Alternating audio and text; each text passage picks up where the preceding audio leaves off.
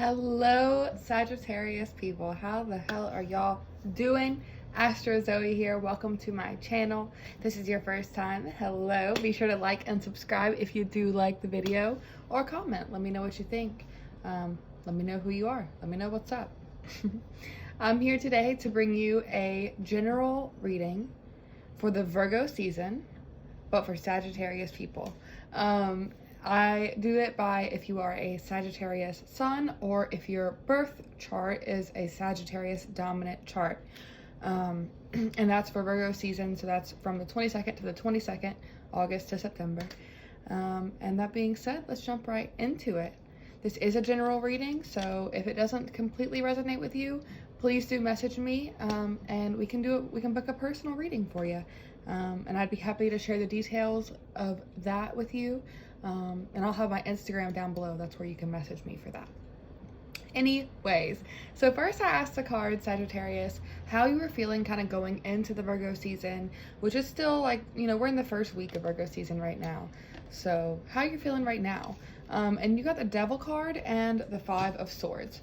So off the bat, I'm feeling like there's probably some sort of illusion that you are kind of allowing yourself to believe. There's this mind state or place or person that is kind of not meant for you, that is kind of this like false hope or whatever, but you're tempted to stay there. It's a lot easier to stay in this kind of like complacent comfort zone versus doing something about it, and breaking that false reality. However, with the Five of Swords, I feel like whatever this is, even though it might not be meant for you and you might be having to let go of it, I'm not feeling like it's going to be you don't have to be aggressive in how you let go of it. If anything, I would say it's kind of a time to put your weapons down, try to kind of, let your defense mechanisms down, put your guard down, and do this in a lighthearted kind of way. Try not to take things so seriously. Part of what is making this so difficult for you, Sagittarius, is I feel like you're taking things so seriously here in this false world. So even though it's not real, it's probably very important and just like I said, I feel like maybe you've been in it for a long time. I feel like it might be a false reality that you've been a part of for a very extended period of time. Again, it's general, so yeah. Next I asked what obstacles you were going to be having, Sagittarius, and you got the Six of Swords and the Five of Wands. Six of Swords has a pretty clear message, and it is to move on. So that makes me feel like, again, this is whatever it is that you are kind of going into right now, it's time, or whatever you're a part of, whatever you're in right now, I don't know if it's quite meant for you. It could be a relationship with if I had to guess, I would say a fire sign or someone who has a lot of fire in their chart. So Leo, Aries, Sagittarius. If you don't know your person's chart and you don't know how to find it, also comment below, because I will tell you how to look at these people's charts. But yeah, so I would guess a fire dominant, maybe an Aries. Also it could be a Gemini. But Six of Swords says it's just time to move on and let go. It could be a boss that holds this power over you. It could be a roommate. It could be an ex. It could be a boyfriend or girlfriend. It could be an entanglement. Whatever it is, it's not meant for you. So if you're kind of questioning hey, this thing that I'm a part of, is this I would say probably not. Probably let's just move on to the next endeavor. If it's a new hobby, let's move on. Let's move on. New person, let's move on. Bigger, better things coming. Five of Wands, though, again, kind of says put your weapons down. Find that balance of the other person that you're involved with. I would say that they probably have some valid points. you don't, again, like, taking it so seriously, you don't need to, like, be all or nothing here. I would say let your defenses down and just kind of, like, even though you are ultimately maybe walking away, like, if you choose to walk away from the situation, that doesn't mean you have to totally invalidate the other side of it, or, like, you don't have to totally just, like, cancel out what was just because you are, you know, creating a new reality. Doesn't mean that you have to totally invalidate your past reality. You know, going back to the devil card, even though it is that you're kind of in this false reality now, it may have once at one time been real. And now it's kind of coming to this point where it's like done its course and you're needing to move on. And I've kept mentioning a love interest. It was just really on my mind for you, Sagittarius, which hasn't been the case for any of my readings thus far on this page, which I thought was interesting. But so I asked where your kind of love life is, like what's going on with you. And you got the Five of Pentacles and the King of Wands. Five of Pentacles is kind of like a losing everything kind of card. So it could be that you're going through a breakup right now.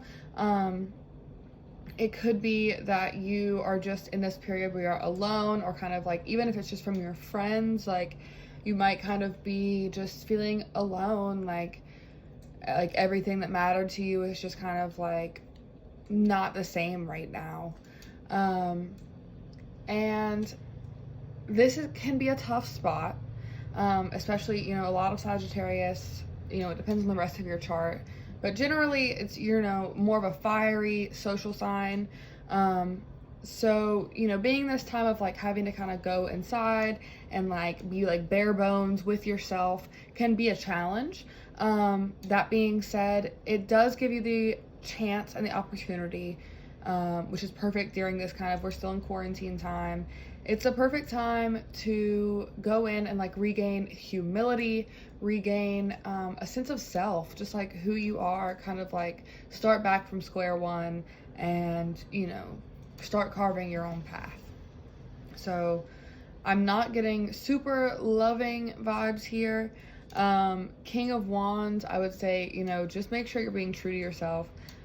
Passionately, furiously, like if there's something that you are holding back that you know is true in your head, Sagittarius, you gotta stop. Like you have to just like put yourself out there. You have to be that bluntness that Sagittarius can do so well, being straight up, being honest or whatever. Like you have to do that with yourself too. You can't just do that at others. Like you have to be true with yourself as well. And you might need to just take a look in the mirror, Sagittarius. Talk to yourself for a minute, you know? Be like, all right, what's good? Like, you know, you're sitting there, you have internal dialogue, like, don't ignore it. And if you have to do that kind of like look in the mirror, confront yourself thing, I suggest it. Moving on though, I asked what Virgo season is intending to teach you, or what it is guiding you towards. And you got the Nine of Swords and the King of Pentacles, Sagittarius. So Nine of Swords just says you cannot let fear paralyze you. Whew, I'm hitting things. You cannot let fear stop you. A lot of times when something scares us, we just become still or stagnant. We stop. The human brain is not wired to like the feeling of fear. So, you know, when something is new or challenging, a lot of times our brains naturally are just kind of like, let's go away from this. So even though this place of comfort is something that you're probably, you know, scared to leave behind, you can't just stay still because of it, Sagittarius. You have to be firm and brave in the face of fear. You have to be persistent, and trust that your like optimistic attitude will carry over into beating this situation. So I hope that makes sense. And then King of Pentacles for the other thing that you're guided to learn this Virgo season. King of Pentacles is all about mastering your own environment. This is a time to get things done, but don't look for outside inspiration as much during this time. It's more about internal like fire, going into yourself and just kind of like building on yourself, relying on yourself, learning to not it's good to have friends. It's incredibly important to have a healthy social group, a healthy support group, but there are also times where we have to like look inward and say, okay, it's time for me to become my own support system. It's time for me to put this energy that I'm putting into others into myself. It's time for me to observe myself instead of observing others. It's time, it's time for me to kind of like master, for me, who is Zoe? For you, who am I? What is this? What do I care about? What is true? And then making your environment match that truth. And then lastly, for the tarot, I asked, what is kind of like holding you back? What is this kind of cycle that I feel like you have going on that's holding you back? And you got the Moon card, which again points to a kind of world of illusions, allowing yourself to be in this kind of like dream world where like it's a lot of false realities, a lot of false hope. It could also, for me, this card points to people of the night, like, and by that I don't mean anything crazy. I literally just mean like people who are prone to being like awake in the nighttime people. I feel like this kind of person might be who you're dealing with, someone who's like really prone to liking the nighttime, or thriving in the nighttime, usually up in the nighttime. So yeah. And then I asked my oracle, Sagittarius, what energies you needed to release and what energies you needed to let in.